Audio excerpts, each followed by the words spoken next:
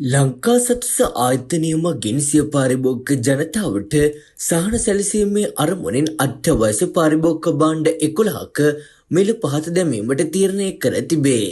ඒ අනුව පහත සඳහන් අත්‍යවශ්‍ය ආහාර ද්‍රව්‍ය මිල අද මධ්‍යම රාත්‍රියේ සිට ක්‍රියාත්මක වන පරිදි මිල පහළ යනු ඇත. රතු ලුණු කිලෝ 1 මිල රුපියල් 71කින් මිල පහළ යන අතර එහි නම් මිල රුපියල් 379ක් වෙයි. රතු පරිප්පු කිලෝ 1 මිල රුපියල් 18කින් මිල පහළ යන අතර එහි නම් මිල රුපියල් 227ක් වෙයි. කඩල කිලෝ 1 මිල රුපියල් 8කින් මිල පහළ යන අතර එහි නම් මිල රුපියල් 329ක් වෙයි. ඉන්දීය බීලුණු කිලෝ 1 මිල රුපියල් 6කින් මිල පහළ යන අතර එහි නම් මිල රුපියල් 259ක් වෙයි. රතු කැකුළු සහල් කිලෝ 1 මිල රුපියල් 6කින් මිල පහළ යන අතර එහි නම් මිල රුපියල් 173ක් වෙයි. දේශීය අර්තාපල් කිලෝ 1 මිල රුපියල් 6කින් මිල පහළ යන අතර එහි නම් මිල රුපියල් 349ක් වෙයි. දේශීය නාඩු සහල් කිලෝ 1 මිල රුපියල් 5කින් මිල පහළ යන අතර එහි නම් මිල රුපියල් 199ක් වෙයි.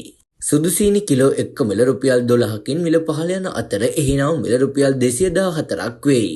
පාන් පිටි කිලෝ 1 මිල රුපියල් 10කින් මිල පහළ යන අතර එහි නම් මිල රුපියල් 158ක් වෙයි.